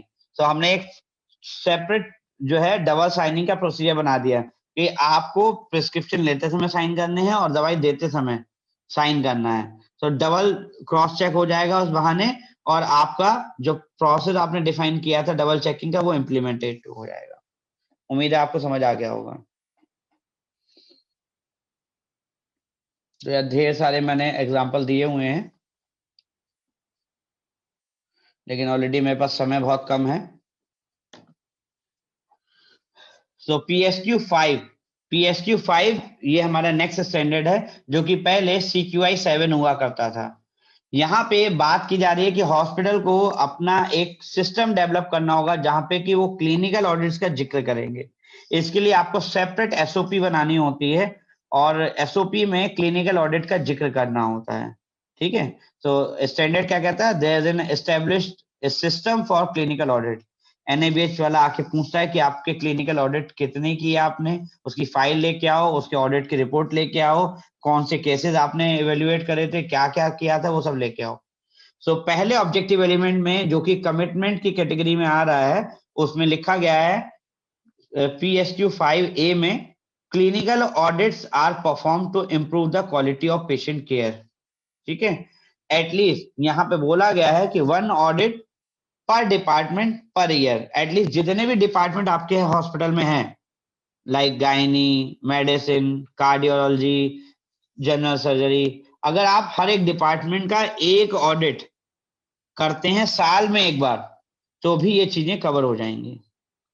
Then second objective element में कहा गया है, जो कि अगेन कमिटमेंट कैटेगरी में आता है, the parameters to be audited are defined by the organisation, जो कि पहले CQI 7B में कहा गया था कि जब भी आप अपना कोई भी ऑडिट बनाते हैं, कोई भी टारगेट डिसाइड करते हैं, ऑडिट का टॉपिक डिसाइड करते हैं, तो उस टॉपिक का एम क्या है, ऑब्जेक्टिव क्या है, किस स्टैंडर्ड के अगेंस्ट में आप उसे ऑडिट करने वाले हो, क्या मेथोडोलॉजी आपकी रहेगी, क्या रिजल्ट आपका रहा उस ऑडिट का, और क्या एक्शन प्लान आपने उस रिजल्ट के आधार पे लिया। ये कुछ चीजें हैं जो कि एनएबीएच आके क्रॉस चेक करता है कि ऑडिट आपने कर लिया, बहुत अच्छी बात है।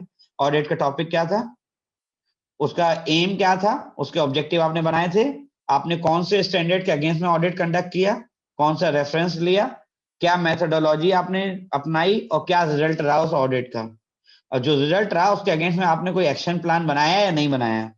ये सारी चीजें वो क्रॉस चेक करते हैं। देन ऑब्जेक्टिव एलिमेंट सी में जो अचीवमेंट कैटेगरी में आता है, जो कि नेक्स्ट सर्वेलेंस में आपको फोकस किया जाएगा, और वहां पे बोला जाएगा the medical and nursing staff participate in clinical audit. यहाँ पर क्लियरली बोला गया कि मेडिकल और नर्सिंग स्टाफ को पार्टिसिपेट करना होगा उस क्लिनिकल ऑडिट में। कोई इंडिविजुअल या कोई एक सिलेक्टेड ग्रुप वहां पे मतलब इंडिविजुअल नहीं कर सकता, सिलेक्टेड ग्रुप को ही इन्वॉल्व होना होगा उस क्लिनिकल ऑडिट में। एक आदमी बैठ के पूरा ऑडिट नहीं कर सकता। ठीक है, तो अब मैं आपको डेफिनेशन बताता हूं।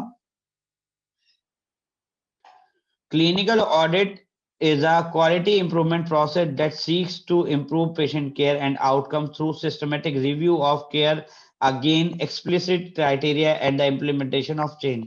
ये डेफिनेशन है क्लियरली जो कि समझाई गई है कि आपको क्लिनिकल ऑडिट करना क्यों चाहिए और क्या इस पे फोकस है। तो इसका फोकस यही है कि क्लिनिकल ऑडिट हम इसलिए करते हैं कि हम अपनी सर्विसेज को क्रॉस चेक करते हैं कि हमारी कौन सी क्लिनिकल सर्विसेज में कौन सी कैटेगरी के डिपार्टमेंट में क्या चल रहा है, और उसमें पेशेंट को फायदा हो रहा है नहीं हो रहा है, पर्टिकुलर कैटेगरी को हम इसमें लेते हैं। ठीक है, इसको आगे मैं और समझाऊंगा आगे।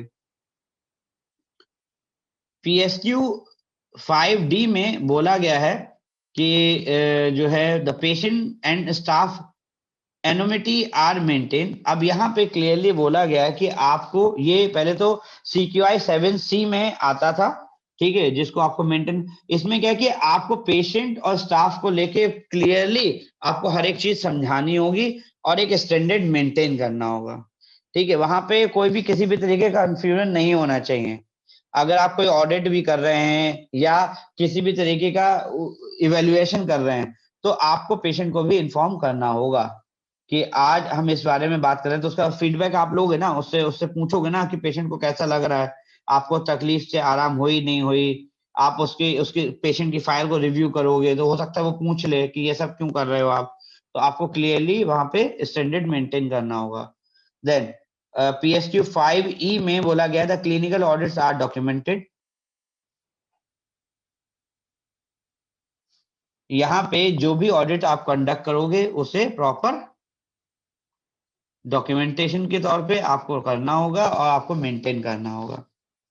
ठीक है, देन PSQ 5C में बोला गया है रेमेडियल मेजर्स आर इम्प्लीमेंटेड। जो भी एक्शन आप लोगे उस क्लिनिकल ऑडिट का जो कंक्लूजन होगा, जो भी आप डिसाइड करोगे कि ये वाला डिपार्टमेंट में ये वाला कैटेगरी हमने ऑडिट किया था और इस कैटेगरी के ऑडिट में हमें ये मिला कि नहीं नहीं हमें तो इन प्रैक्टिसेस को इम्प्रूव करना चाहिए, और इसके लिए हमें एटलीस्ट नर्सेस को ट्रेनिंग देनी चाहिए या डॉक्टर को ट्रेनिंग देनी चाहिए या इसके बारे में हमें नोटिस निकालना चाहिए। तो जो भी आप उसमें कंक्लूजन में लिखेंगे उसके अगेंस्ट में एनएबीएच वाला आपसे पूछेगा कि आपने इसका एक्शन लिया या नहीं लिया, और लिया तो उसका सर्कुलर का एविडेंस दिखाइए।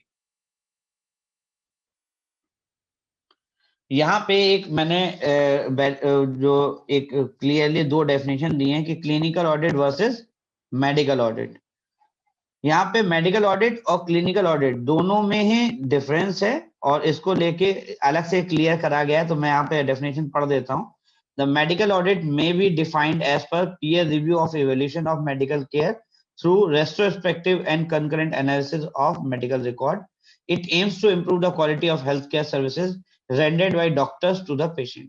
यहाँ पे बात की जा रही है कि जब भी कभी कोई दो या दो से अधिक लोग सेम क्वालिफिकेशन के सेम कैटेगरी के लोग बैठ के उसको एक केस स्टडी के तौर पे जब ऑडिट करते हैं पर्टिकुलर केस को, फॉर एग्जांपल डेथ ऑडिट ले लेते हैं कि डेथ की केस के ऑडिट हम करते हैं कि पेशेंट कौन से थे, कितने मरीजों की डेथ हुई पूरे महीने में या पूरे पिछले 3-6 महीने में, कितने डिपार्टमेंट के कौन कौन से केस थे उनको हमने ऑडिट किया, हमने देखा पेशेंट का मेन कॉज ऑफ डेथ क्या था, पेशेंट की हिस्ट्री क्या थी, क्या वो वाकई में नेचुरल डेथ थी या वो किसी की गलती तो नहीं थी या किसी की कमी की वजह से तो उसके मरीज की डेथ नहीं हो गई, ये सारी चीजें हम देखते हैं।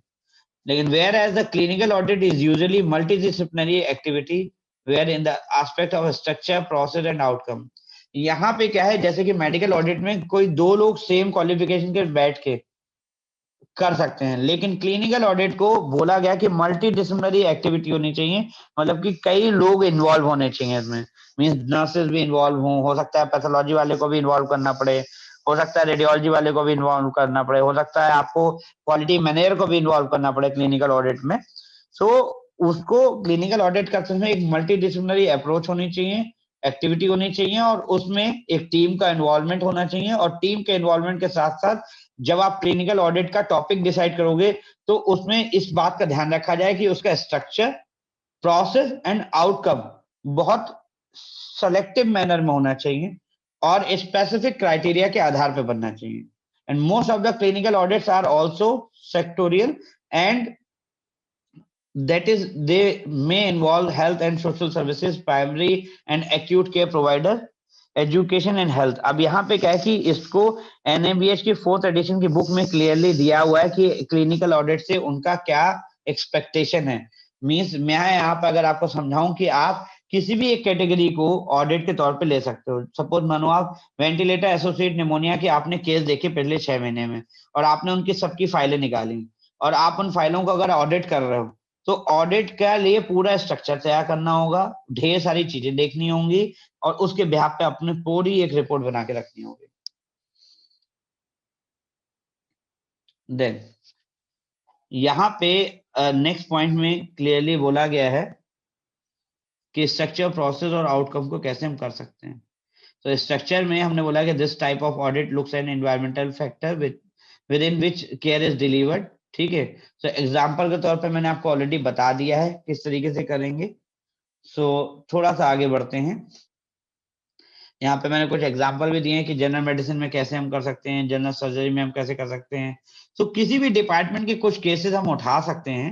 लाइक जनरल सर्जरी में मैंने लिखा है laparoscopic to open surgeries conversion कितना हुआ, हम उस चीज को लेके अपना कोई ऑडिट कर सकते हैं। या इनिशियल असेसमेंट ऑफ पेशेंट कितना था, ठीक है, क्या प्लान था, क्या वो रेलिवेंट था नहीं था, उन सब चीजों को लेके भी हम डिस्चार्ज समरी हमारी कितनी अप्रोप्रिएट थी, कितनी कंप्लीट थी, उसको लेके हम ऑडिट कर सकते हैं जनरल मेडिसिन में। सो यहाँ पे अगेन इस प्रोसेस के थ्रू समझते हैं कि हमें सबसे पहले प्रॉब्लम को आइडेंटिफाई करना होता है, फिर हमें क्राइटेरिया और स्टैंडर्ड सेट करना होता है, फिर हम अपनी डेटा कलेक्शन करते हैं, ऑब्जर्वेशन करते हैं प्रैक्टिसेस की, देन हम क्या करते हैं, कंपेयर करते हैं परफॉर्मेंस को with criteria and standard, then implement करते हैं उसके चेंजेस को, जो भी हमें एरिया ऑफ इम्प्रूवमेंट मिलते हैं हम उसको इम्प्लीमेंट करते हैं। तो यहाँ से PSQ 6 से स्टार्ट हो जाता है, जहां पे बात की जा रही है the patient safety and quality improvement programme are supported by the management.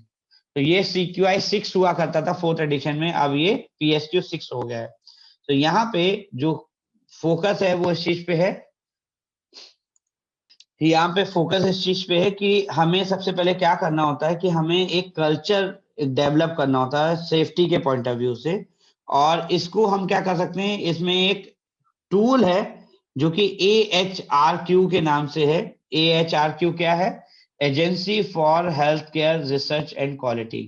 ये एक टूल है जिसको हम साल में एक बार आइडेंटिफाई करते हैं और एवेल्युएट करते हैं कि हम अपने कल्चर ऑफ सेफ्टी को लेके कि सेफ्टी का कल्चर हमारे हॉस्पिटल में है या नहीं है, बना है या नहीं बना है, और वो मेंटेन है या नहीं मेंटेन है। तो सबसे पहले ऑब्जेक्टिव एलिमेंट में इस चीज को ही हम फोकस करते हैं। देन सेकंड ऑब्जेक्टिव एलिमेंट जो आपका आता है कमिटमेंट कैटेगरी में, यहाँ पे बोला गया है the leaders at all level in organisation are aware of the intent of the patient safety and quality improvement program and the approach to its implementation। यहाँ पे बात की जा रही है कि आपके सारे स्टाफ को, आपके सारे वार्ड इंचार्जेस को, सारे डिपार्टमेंट के इंचार्जेस को आपके पेशेंट सेफ्टी प्रोग्राम के बारे में पूरी बात पता होनी चाहिए और क्वालिटी इंप्रूवमेंट प्रोग्राम के बारे में पूरी बात पता होनी चाहिए। और हम ये प्रोग्राम बना क्यों रहे हैं और इसकी अप्रोच क्या है, इसकी इम्प्लीमेंटेशन को हम कैसे करेंगे, उसके बारे में भी उन्हें पता होना चाहिए। क्योंकि अगर वो सब उनको पता रहेगा तो इसका इम्प्लीमेंटेशन बेहतर तरीके से हो पाएगा और अच्छा हो पाएगा। PSQ6 सी में बोला गया है departmental leaders are involve in the patient safety and quality improvement, जो कि मैंने ऑलरेडी आपको बता दिया कि सारे डिपार्टमेंट के इंचार्जेस की बात यहाँ की जा रही है। देन PSQ6D जहां पे बात की जा रही है the management make available adequate resources required for patient safety and quality improvement. यहाँ पे बात की जा रही है कि उसको लेके हमें मिनिमम जो रिसोर्सेज रिक्वायर्ड हैं, रिसोर्सेज के नाम पे क्या हो सकता है, मैन पावर हो सकती है, मटेरियल हो सकता है, और सपोर्ट सर्विसेज हो सकती हैं, टीम हो सकती है। उन सब चीज को लेके हमें देखना होता है कि वो चीज हमारे पास है या नहीं है, और उसका इम्प्लीमेंटेशन प्रॉपर हो पाएगा या नहीं हो पाएगा। तो कल्चरल सेफ्टी को लेके यहाँ पे क्या कहा गया है, the safe culture are ones in which the people willingly speak up when they ask when they see risky situation and behaviors, they are relatively flat hierarchies, workers flow and critical safety rules, and the need of throughout is balanced against the need for safety. अब यहाँ पे जो overall बात करने की कोशिश मैंने की है वो उसका मतलब ये है कि आपको कल्चर सेफ्टी कैसे आएगा। कल्चर सेफ्टी आएगा ऐसे कि आपका हर एक स्टाफ हॉस्पिटल का किसी भी गलती के बारे में बोलने से डरेगा नहीं, किसी भी गलती होने के बाद उसके बारे में रिपोर्ट करने से नहीं डरेगा, और यदि किसी और ने भी गलती की है तो उसके बारे में इन्फॉर्म करने से नहीं डरेगा। अगर ये 3 बातें आपके यहाँ होती हैं तो इट मीन्स कि आपका कल्चर ऑफ सेफ्टी मेंटेन है, और अगर ऐसा नहीं होता है तो इस मीन लोगों के मन में डर है नौकरी जाने का, किसी के कंप्लेंट करने से लड़ाई झगड़े होने का, और किसी भी तरीके के तनख्वाह का डिडक्शन होने का। ये 3 वजह होती हैं कि लोग अपनी जो भी इंसिडेंट्स होते हैं या किसी और के इंसिडेंट इन्फॉर्म नहीं करते। तो हमें क्या चेंजेस रिक्वायर्ड है for improvement point of view से, so conduct patient safety leadership walk rounds. हमें क्या करना चाहिए, हमें लीडरशिप के ध्यान में रखते हुए हमें अपने हॉस्पिटल में राउंड्स लेने चाहिए और लोगों को मोटिवेट करना चाहिए कि तुम्हारी तनख्वाह नहीं कटेगी, तुम्हारे ऊपर कोई एक्शन नहीं लिया जाएगा अगर तुम गलतियां बताओगे। तो हम देखेंगे कि कैसे वो हुई है और उसको कैसे सुधार सकते हैं, सो दैट पेशेंट सफर ना करें। रिपोर्टिंग सिस्टम को लेके हम लोगों को अवेयर करें और पेशेंट सेफ्टी को डेजिग्नेट करें, तभी ये सब चीजें संभव हैं।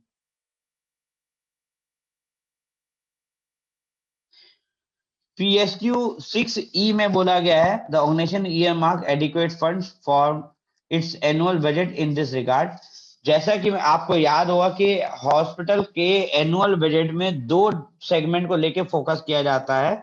मैंने एक HIC के लिए बताया था और दूसरा ये है NABH ऐसे से पूछता है कि हॉस्पिटल का बजट मेरे को दिखाइए और उसमें दिखाइए कि आपने इन्फेक्शन कंट्रोल के लिए और क्वालिटी के लिए कितना कितना बजट रखा है, और उस बजट के अगेंस्ट में आपने क्या क्या खर्चे किए हैं वो भी वो देख लेते हैं।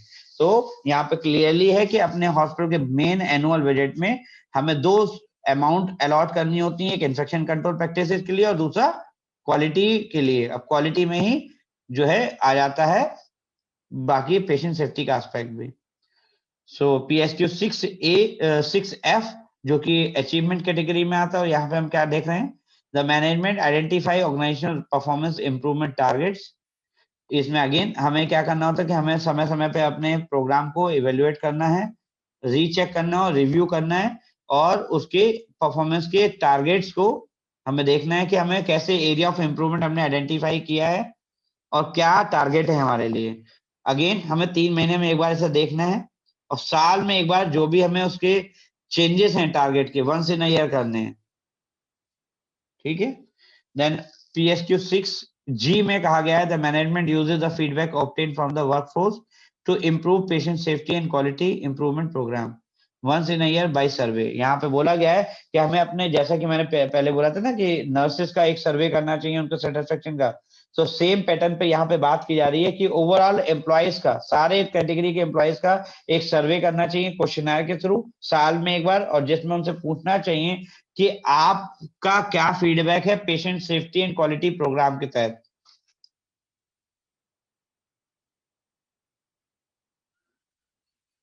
PSQ6G में जहां बात की गई थी फीडबैक की, तो वहां पे आप लोगों से फीडबैक ले सकते हैं उनका क्वेश्चनर के थ्रू, और क्वेश्चनर में क्या क्वेश्चन रख सकते हैं कि PPE की शॉर्टेज कितनी बार हुई, उनके लास्ट 1 ईयर में नेट इलेक्ट्रिक इंजरी के कितने केसेस हुए, ठीक है, और उनको लेके फर्दर उनका फॉलोअप हुआ नहीं हुआ। Then equipment of calibration related issues, lab imaging and medical equipment से रिलेटेड आप पूछ सकते हो कि कितने इक्विपमेंट का कैलिब्रेशन हो गया, हुआ तो वो क्या मशीनें सही काम करती हैं नहीं करती हैं। Then inadequacy of resources for staff training, वहां पे स्टाफ की ट्रेनिंग को लेके रिसोर्सेज हैं या नहीं है, कितनी बार ट्रेनिंग कंडक्ट हुई, ट्रेनिंग कंडक्ट करने वाला कौन था, कंडक्ट कहाँ हुई, कैसी ट्रेनिंग थी, ट्रेनर कैसा था, क्या बातें समझ आई या नहीं आई, उस सब चीजों पे आप फोकस करते हो। यहाँ से स्टार्ट हो जाता है PSQ7। PSQ7 में क्लियरली फोकस किया गया है कि जो भी इंसिडेंट या घटनाएं आपके यहाँ घटित होती हैं उनका इंसिडेंट का रिपोर्टिंग फॉर्म आप कलेक्ट करोगे, एनालाइज करोगे और उसमें एरिया ऑफ इम्प्रूवमेंट में ध्यान में रखते हुए उसे प्रॉपर इम्प्लीमेंट करोगे। तो यहाँ पे पहला ऑब्जेक्टिव एलिमेंट जो है वो कोर कैटेगरी में आता है, the organisation implement an incident management system, जहां पे कि आपको एक कल्चर डेवलप करना होगा कि लोग आपको इंसिडेंट रिपोर्ट करें। ठीक है, और अगर वो रिपोर्ट होता है तो उस इंसिडेंट से रिलेटेड जो भी मैनेजमेंट आप डिसाइड करते हो, फर्दर करेक्टिव एक्शन जो भी आप डिसाइड करते हो, उसका इम्प्लीमेंटेशन हो रहा है नहीं हो रहा है। आपने तो कह दिया कि अगली बार से ये नहीं होगा, लेकिन वो अगली बार नहीं होगा इसके लिए आपने एक्शन क्या लिया। एक्शन के नाम पे आप उसका सर्कुलर निकाल सकते हो, सर्कुलर में आप उन्हें एक नोटिस भेज सकते हो, या सर्कुलर में आप लिख के भेज सकते हो कि आपके इस इंसिडेंट के आधार पे हमने डिसाइड किया है कि हम आपको ट्रेनिंग देंगे, दोबारा से सिखाएंगे, समझाएंगे, जिससे कि दोबारा आपके इंसिडेंट ना हो। सेकेंड ऑब्जेक्टिव एलिमेंट जो आपका कमिटमेंट की कैटेगरी में आता है, PSQ7B, the organisation has a mechanism to identify sentinel event. हमें यहाँ पे सेंटिनल इवेंट को लेके एक पूरी लिस्ट तैयार करनी चाहिए और अपने स्टाफ को सिखाना चाहिए कि कौन कौन से इंसिडेंट सेंटिनल इवेंट होते हैं, और साथ ही साथ जब वो इस चीज को समझ जाएं तो हमें आइडेंटिफाई करने चाहिए, एक प्रोसेस बनाना चाहिए कि कैसे हम उन इंसिडेंटों को कैप्चर करेंगे, कैसे पकड़ेंगे उन घटनाओं को। तो उसके लिए हमें ऑडिट करने होते हैं। देन PSQ7C, जहां पे बात की गई, the organisation has established process for analysis for incident. यहाँ पे बात की जा रही है कि कैसे आप उन प्रोसेसेस को एस्टेब्लिश करोगे, किस चीज के लिए, आपने किसी भी इंसिडेंट के एनालिसिस के लिए। अगर कोई मेडिकेशन एरर हो रहा है, मरीज के गिरने की घटनाएं बढ़ रही हैं, ठीक है, या गलत मरीज की गलत दवाई देने की घटनाएं बढ़ रही हैं, तो उन इंसिडेंट को आप एनालाइज कैसे करेंगे, किसके साथ बैठ के डिस्कस करेंगे, कैसे कैसे उसे ऑडिट करेंगे और किस तरीके से उस पर करेक्टिव एक्शन लेंगे, यहाँ उस सब के बारे में बात हो रही है। देन द PSQ7D, जहां पे बात की जा रही है, the corrective and preventive action are taken based on their findings of such analysis. जो भी एनालिसिस आपने की थी उसके आधार पे ही आपके प्रिवेंटिव एक्शन और करेक्टिव एक्शन लिए जाने चाहिए। अब करेक्टिव एक्शन क्या है, जो भी घटना घटित हुई उसमें तुरंत जो आपने करेक्शन किया वो करेक्टिव एक्शन है, और आगे वो घटनाएं घटित ना हो इसके लिए आप क्या करते हो, प्रिवेंटिव एक्शन लेते हो, प्रिकॉशंस लेते हो। Then the correction immediately for safety issues, for sentinel events within 24 hours, analysis shall be done within 7 working days. So जो एक्शन हमें लेना चाहिए इमीडिएट सेंटिनल इवेंट के केस में 24 घंटे के अंदर ले लेना चाहिए। ये नोट कर लेना पॉइंट, सेंटिनल इवेंट के केस में हमें इमीडिएट एक्शन, करेक्टिव एक्शन कितनी देर में ले लेना चाहिए, 24 घंटे के अंदर, और फर्दर एनालिसिस 7 दिन के अंदर कंप्लीट हो जानी चाहिए, सो दैट आप फर्दर प्रिवेंटिव एक्शन ले सकें। तो नोट कर लेना, करेक्टिव एक्शन के लिए 24 घंटे और एनालिसिस के लिए 7 दिन आप ले सकते हो। PSQ7E, जहां पे बात की गई, the organisation incorporate risk identify in the analysis of incident into the risk management system. यहाँ पे अगेन बात की जा रही है कि आपको क्या करना होता है, रिस्क आइडेंटिफाई करने होते हैं, क्या क्या घटनाएं घटित थी, उनमें किस तरीके के नुकसान होने की संभावना थी, और वो नुकसान आगे फ्यूचर में ना हो, इस बात के लिए हमने करेक्टिव एक्शन क्या लिए हैं, उस चीज को हमें एनालाइज करना चाहिए और रिस्क मैनेजमेंट सिस्टम में इस चीज को इनकॉर्पोरेट करना चाहिए। अब रिस्क मैनेजमेंट सिस्टम जब हम करते हैं तो हम क्या करते हैं, हम हजार्डस आइडेंटिफिकेशन रिस्क एनालिसिस करते हैं, हीरा एनालिसिस जो मैंने पहले पढ़ाया था। देन PSQ7F, जो कि एक्सीलेंस कैटेगरी में आता है, और यहाँ पे बात की जा रही है, the organisation shall have a process for informing various stakeholders in case of near miss, adverse event और सेंटिनल इवेंट, ठीक है, including patient and family members where applicable. अब यहाँ पे बात की जा रही है कि जो भी स्टेक होल्डर उसमें इन्वॉल्व होंगे, The organization shall have a process for informing various stakeholders in case of any near miss, adverse event or sentinel event. अगर कोई घटना घटित हो जाती है आपकी गलती की वजह से, तो उस केस में आप उस व्यक्ति को तुरंत इन्फॉर्म करेंगे, चाहे वो पेशेंट खुद हो या फिर उसका अटेंडेंट हो या फिर उसका रिलेटिव हो। आपको उसे भी इस बारे में बताना होगा कि ऐसा ऐसा हो गया था, बट अब सब कुछ ठीक है। हालांकि बहुत सारे लोग बताते नहीं है इस बारे में, लेकिन फिर भी एनएबीएच कहता है कि आपको उन्हें इन्फॉर्म करना चाहिए। अब मैं इसके लिए आपसे कहूंगा कि जो सेंटिनल इवेंट होते हैं, नियर मिस क्या होते हैं और नो हार्म मैं ऑलरेडी आपको बता चुका हूं। अब सेंटिनल इवेंट बेसिकली क्या होते हैं? सेंटिनल इवेंट बेसिकली वो घटनाएं होती हैं जिन घटनाओं के घटित होने से मरीज का नुकसान पहुंचता है। अब नुकसान भी कोई गंभीर लेवल का नुकसान हो सकता है और अति गंभीर लेवल भी हो सकता है। गंभीर लेवल मतलब उसे कोई इंजरी हो गई, उसका फ्रैक्चर हो गया, उसे हेड इंजरी हो गई या कोई और नुकसान हुआ, ठीक है, या वो पैरालाइज्ड हो गया। और अति गंभीर नुकसान में मैं कहूंगा कि मरीज की डेथ हो गई आपकी गलती की वजह से, आपके अस्पताल की सुविधाओं की वजह से अगर मरीज की डेथ हो गई है तो भी वो सेंटिनल इवेंट में ही आएगा। उम्मीद है आपको समझ आ गया होगा कि सेंटिनल इवेंट क्या होता है। क्लास के एंड में पूछूंगा कि सेंटिनल इवेंट क्या होता है, सबसे पूछूंगा 1 बाय 1, किसी को भी नहीं छोड़ूंगा। सो हिंदी में दोबारा से समझा रहा हूं, वो घटनाएं जिनके घटित होने से मरीज का नुकसान पहुंचता है, और मरीज का नुकसान दो तरीके से हो सकता है। एक, पर्टिकुलर टाइम फ्रेम के लिए, कुछ समय के लिए उसका नुकसान हुआ है और उसकी भरपाई जल्दी हो जाएगी। लेकिन दूसरा, जिसकी भरपाई नहीं हो सकती, मतलब कि पेशेंट की डेथ हो जाना। अब इसकी कैटेगरी भी है जो कि मैं आपको समझा रहा हूं कि सर्जिकल इवेंट्स कौन से। सेंटिनल इवेंट में ढेर सारी कैटेगरी बताई गई हैं जिसमें मैं आपको एक एक करके समझा रहा हूं। पहली कैटेगरी है सर्जिकल इवेंट, जिसमें हम देखते हैं कि सर्जरी परफॉर्म हो गई है गलत बॉडी पार्ट पे, गलत मरीज पे, और गलत सर्जरी गलत मरीज पे हो गई है। अगर ऐसा कोई भी इंसिडेंट होता है तो वो सेंटिनल इवेंट कहलाता है। देन डिवाइस और प्रोडक्ट से रिलेटेड इवेंट जो होते हैं जिसमें कि पेशेंट की डेथ हो जाए या उसे कोई भी गंभीर नुकसान पहुंचे, उस केस में क्या देख सकते हैं कि किसी भी तरीके की गलत ड्रग का यूज हो जाना, गलत डिवाइसेस का यूज हो जाना, और किसी भी तरीके की गलत सप्लाई का यूज हो जाना। कोई भी ऐसा प्रोडक्ट जो कि अस्पताल के द्वारा सप्लाई किया जा रहा है, ठीक है, वो खाना भी हो सकता है, ठीक है। The use of